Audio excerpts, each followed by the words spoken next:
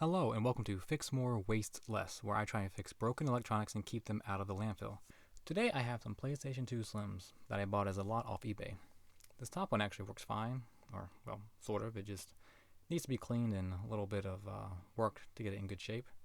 The silver one is missing a laser, which might explain why it doesn't read game discs, and we'll save that one for a different video. And this last one has no power. When I plug it in, I got no light on the front and it doesn't respond at all. So the first thing we need to do is take it apart. The Slims are a simple disassembly. Just be sure to keep track of all the screws. Thankfully, these old consoles don't use a lot of different screw sizes and different screw heads for no logical reason, so it's not that difficult. And with the screws removed, we can pry off the top shell. Do be careful because there are some plastic clips that can put up a bit of a fight when trying to pull it apart. Now that we have it apart, we see our old friends have nestled in here as well. Seems even the PS2 Slims aren't immune to roach infestations. It's gross, so let's get this thing cleaned up before we really dive into what's caused the issue, and I'm going to bet these little buggers had something to do with it. Now, I've cleaned plenty of infested consoles, so I'm going to kind of gloss over most of it. If you want to see the worst infestation I've ever seen, please check out the PS4 infestation I had. I'll leave a link in the description. But with the bugs out of the way, we can get back to the teardown. My last PS2 Slim didn't need to be torn down past this part, so we'll take our time. There are small screws here on the bottom, and then yes, unfortunately you do have to take out the laser assembly to get it further apart, and don't forget the small screw underneath that. When you're taking apart something you've never done before, you should think about following a guide. And if you're hard-headed like me and you don't want to, then just take your time and be careful about it. You don't want to start prying at things that don't seem to want to budge. That's how you end up cracking something and breaking it worse. And there's a little bit more roach grime underneath, which is just gross.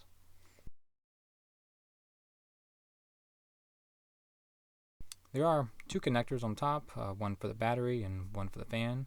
With those removed, the top shield comes off, and yeah, more bugs. I guess we should clean this up a little bit before we get to testing it.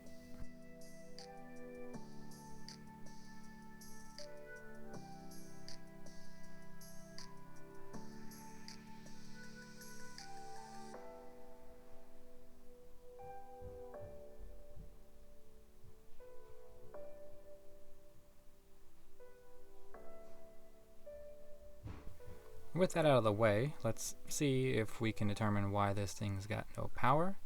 So one of the main culprits for the Slim PS2's losing power is this pin right here. This is where the power from the external brick comes in before moving through the rest of the console.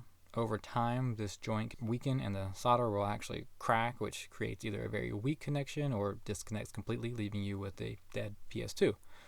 It's the repeated plugging in and unplugging that wears on the joint, and that fatigue is what causes it eventually to fail. And it honestly looks like someone has already been in here and tried to fix that, because instead of being a nice peak like a factory joint should be, this is really just a solder blob.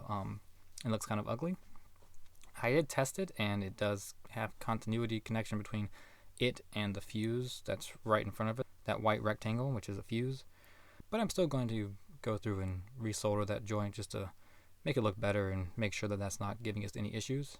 I use some copper desoldering braid to remove the blob. It takes a lot of heat actually from my chisel tip to get that to actually melt, but once that's gone I can go back in and add some new solder and create a better looking and probably more secure joint.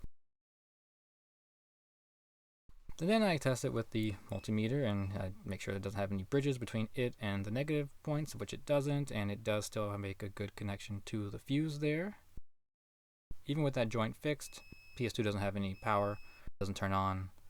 It is certainly one of the first places to start if your Slim doesn't have any power other than the external power brick. But since that's not the problem, we're somewhere else along the path it's stopping and we just need to figure out where. Now, I tried a couple of different things poking around the board, and that was a stupid waste of time. The next thing you want to try are the fuses. Don't waste time looking for shorts along the path. Make sure the fuses are working and letting power flow as it should. If the fuses are still working, then you can move on to searching for the more difficult faults. But that's why I'm here to learn and help you learn from my wasted time and mistakes, so you don't waste time and make the same mistakes. If I would have checked the fuses first, I would have realized that this fuse was blown. Actually, I think there were like 2 fuses blown on this particular board.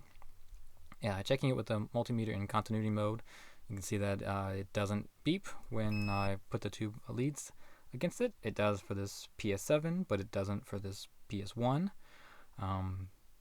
So I need to remove it using the chisel tip. Just put it aside and it'll heat it up right away and slide right off. But it is very tiny, as you can see, compared to everything else around it. Add a little flux here and retin the pads to help a new fuse stick. And it is a tiny little fuse I got.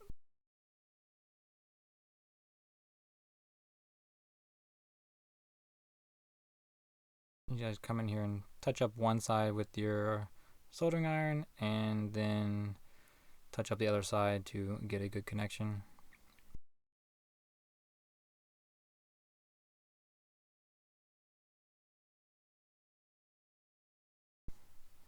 And I just come back in and check it with my leads to make sure that I'm getting a good connection across the fuse, and I am. So that fuse has been replaced, which is great. These are small fuses. You can tell, you can see there in the bottom right corner, PS11, PS14, those are some of the bigger fuses. Those you could be able to replace without needing a magnifying glass or a microscope, but really these tiny ones, I don't know whether they were 603 size maybe SMDs, are really going to be hard to do without some kind of optical enhancement. So I would caution against trying to do those without something, because you don't want to create a bridge between 2 points, and that would just cause problems. The other thing you want to keep in mind when you're replacing fuses is that you want to replace a fuse with one of the same amperage rating. Not all boards have schematics that tell you what fuse you're looking for, and even the PS2 schematics out there aren't going to necessarily conform to the board you've got. Thankfully, I think most of the PS2 boards do list the fuses on the board. You can see here where it says PS17, and beneath it, it says TF16SN 2.50. You can Google search that to get an idea of what kind of fuse you need, but you could probably guess from the part number that it's a 2.5 amp fuse. And with those fuses replaced, we can put the console back together, or at least back together enough to plug it in and test it, and see that yes, it does work. We get a light now. It means power is going all the way through the board, at least to there. It does turn on, which is great. So now I can test out the rest of the console to make sure it's in good working order after I put it back together.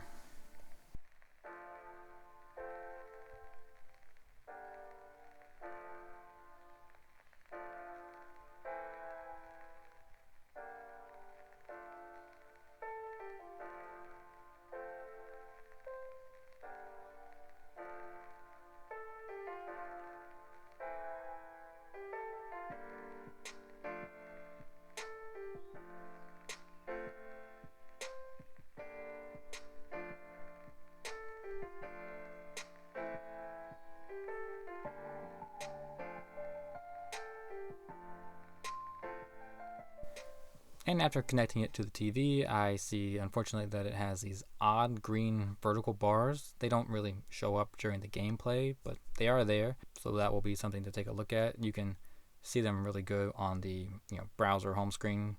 I can actually show a sneak preview of that repair attempt, and yeah, I don't know if you can see that right there, but yeah, that's a rip pad. That's great.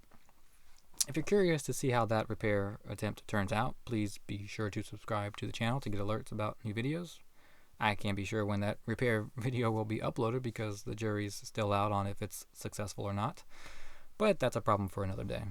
We'll stop this repair video here, and thank you for watching, and I do hope you learned something useful from this video. If your PS2 Slim's got no power, check the terminal for the DC input in the corner, and then check the fuses on the board. It could be something as simple as that. If replacing a tiny fuse on a circuit board can be considered simple.